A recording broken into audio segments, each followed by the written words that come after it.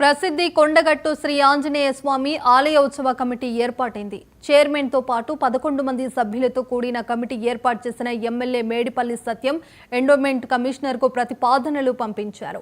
ఈ మేరకు కమిషనర్ ఉత్తర్వులు జారీ చేశారు. ఈ సందర్భంగా వారు కొండగట్టుకు చేరుకుని స్వామిని దర్శించుకున్నారు. కొండగట్టు అంజన్న ఆలయ అభివృద్ధికి పాటుపడతాయని, చిన్న జయంతి ఉత్సవాలు విజయవంతం చేసేందుకు కృషి చేస్తామన్నారు. ఈ సందర్భంగా తమకు అవకాశం కల్పించిన ఎమ్మెల్యే సత్యం, మంత్రి పొన్నం ప్రభాకర్, ఎండోమెంట్ మంత్రి అధికారులు కృతజ్ఞతలు తెలిపారు.